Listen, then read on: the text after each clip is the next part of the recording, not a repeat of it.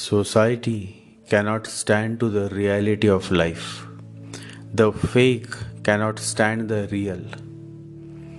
Rahu is fake. Mars is real. The greater you follow the path of righteousness, the more real, the more courage you will have. Mars is courage, Rahu is fear.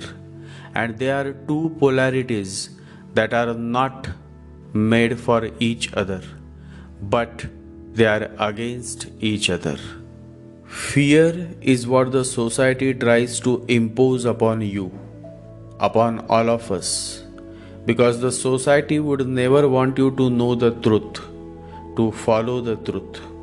The society would never want you to be courageous, because then you will not blindly follow the society-led norms and traditions. Then you will ask questions, and society never wants you to ask question. Society simply wants you to be a robot and follow blindly. Nobody wants to be free because society is afraid of free people. Free people will be rebellious. Free people will start doing their thing, and the society is very much afraid of such people. The society wants you to do things that the society wants. The society wants you to follow a certain pattern. The society has its own goals. They have to be fulfilled. The society does not want you to become a Buddha or a Christ, because they have always been dangerous people. The society wants just zombies. Truth is always dangerous. Jesus is the truth. Buddha is the truth. And so when they lived in human form, the society ferociously opposed them. Society can never stand the truth. The society is ruled by the mind, and the mind is against the truth.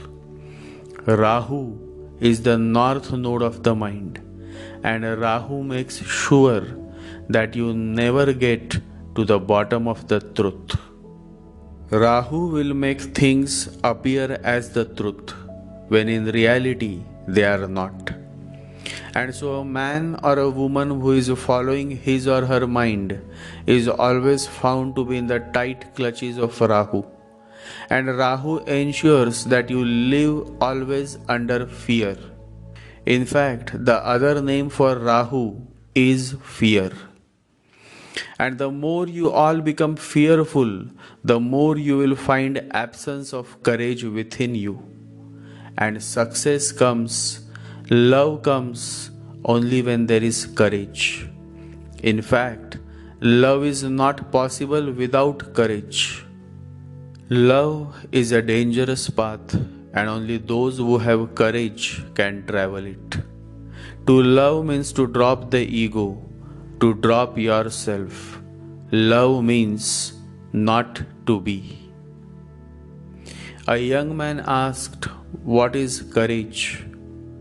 To accept the challenge of the unknown is courage. What leads to fear? To go on clinging is what gives birth to fear. Attachments leads to fear. A man who is detached, a man who is Ketuish, can show courage. He is not clinging. He is willing to lose everything for a certain cause, a certain higher goal. And only a man who is willing to lose everything can attain everything. There is one famous verse of Jesus. Jesus says, "A man who goes on saving, clinging to things, to people, will one day lose. And a man who is willing to lose everything will one day gain." Reminds me of Rumi and one of his beautiful quote. Rumi quotes, "Knock and he'll open the door. Vanish and he'll make you shine like the sun. Fall and he'll raise you to the heavens. Become nothing and he'll turn you into everything.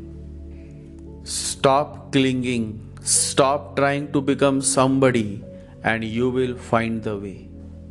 But who wants to listen? The current state of your life and the future of your life is based on how deeply you understand the basics. And I am not just referring to astrology, but to life in totality. Rahu is fear. A man or woman ruled by Rahu is always fearful because Rahu is fear. But the larger question should be, why Rahu is fear? Rahu is what feeds your mind. Mind thrives on Rahu, and the mind is always fearful. Understand the fact that the nodes of the moon, that is the mind, are called North Node and South Node. The North Node is Rahu. It is the driving force that drives your mind, and the mind drives you. The mind makes you run. The mind makes you worry. The mind makes you do all sorts of things that otherwise you would have not done. Once a young man came to the master, and the master smiled. He realized that the young man is in trouble, and so the master said, "Come, let's walk." But the young man is disturbed. He says, "But what about my problem, my miseries, my dreams?" And the master says, "Why you worry? Always remember, nothing happens before time and nothing happens after time. Everything happens in time. So come, let's walk and enjoy the moment. Look around, there is so much beauty. Look within, there is so much beauty. Breathe and continue to go with the flow. And so come, let's walk and enjoy the quietness around us. Live quietly in the moment and see the beauty of all before you. The future will take care of itself, says Paramahamsa Yogananda. But who wants to listen? The majority is driven by the monkey mind, and so only a few, 1 in a million, can truly relate to the words of the Master. Understanding is something that is not taught in any universities or schools. It comes through your own efforts to turn inwards. And this turning inwards is what comes through Sri Ketu. South node is Ketu. Here Ketu cuts all the mind likes or wants. Here Ketu helps a spiritual man to move beyond mind by turning inwards. Here Ketu becomes the angel who help you to become a yogi.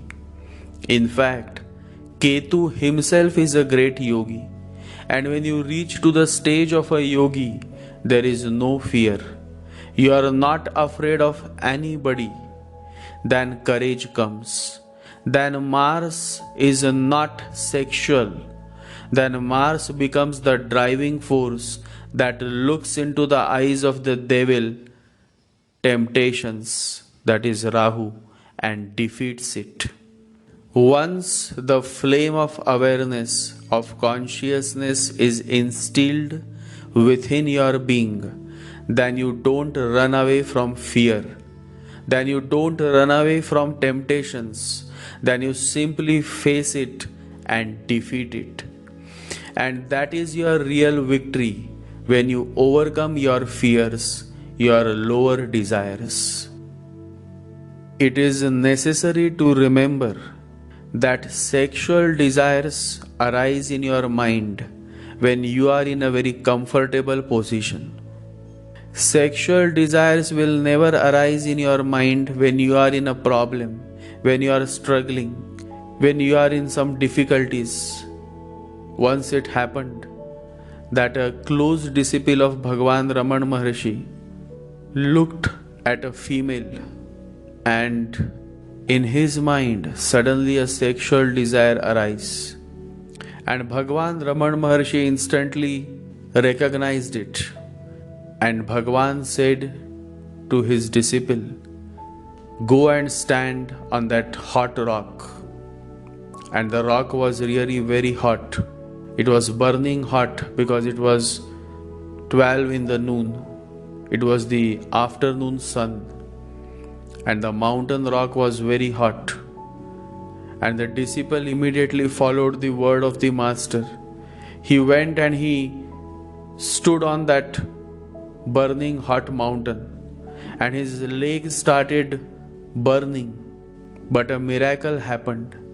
In that situation, immediately those sexual desires that had arose in his mind started evaporating.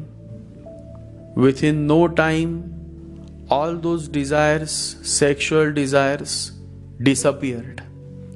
And as soon as the master came to know about this, as soon as Bhagwan came to know about this, Bhagwan said to him, "Now you can come back."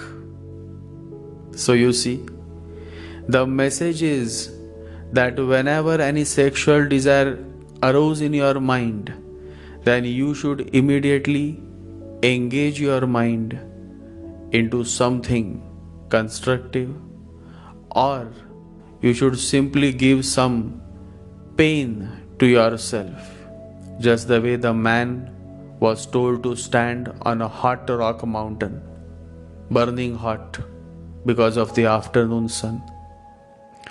So immediately because of that, the sexual desire faded away. The sexual desire was no more.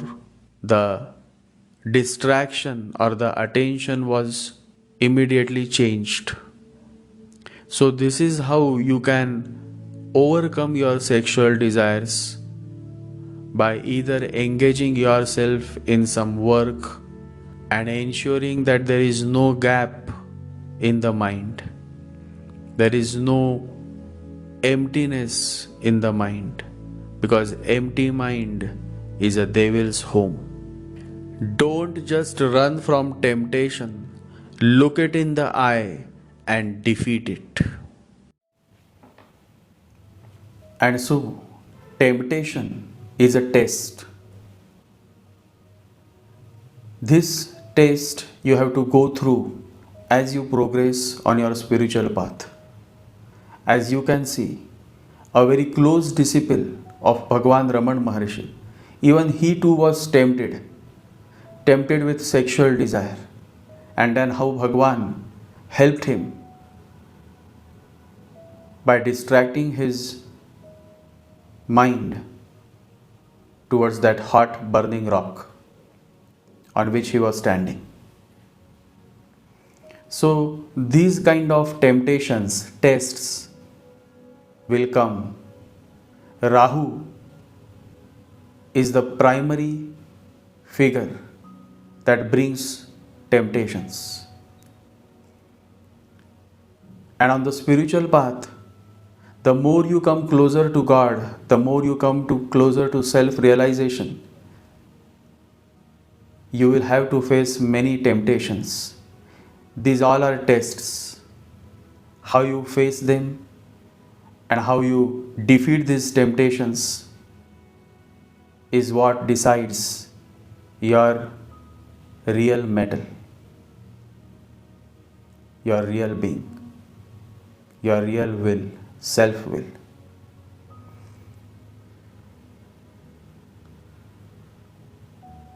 Once it happened, there was a great Sufi saint, and his disciple came and said, how to avoid temptation.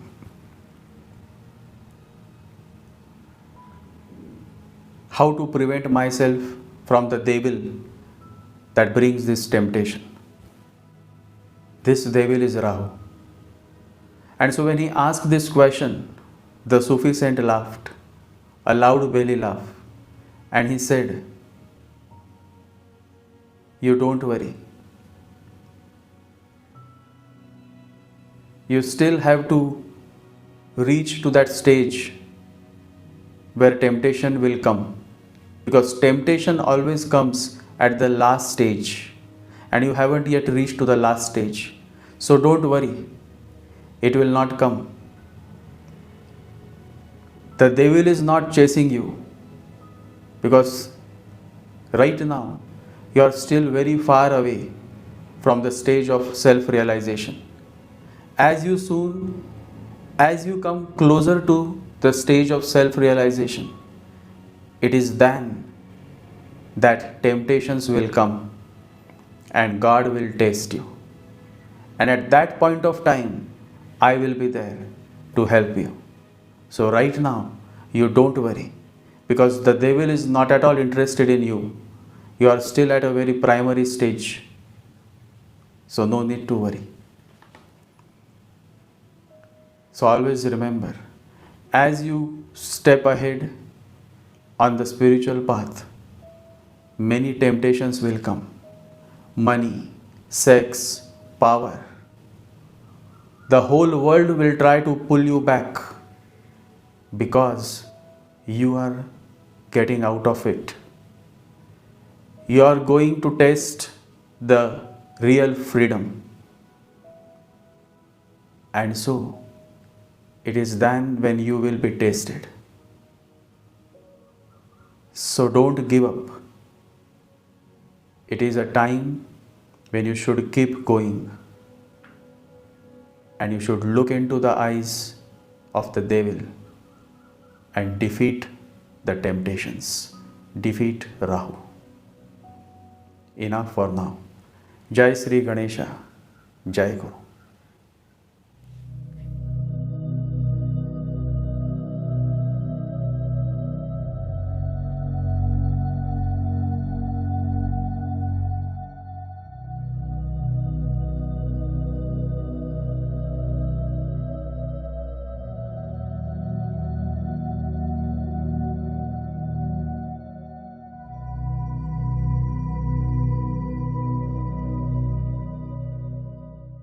ॐ गं गणपतये नमः। ॐ गं गणपतये नमः। ॐ गं गणपतये नमः।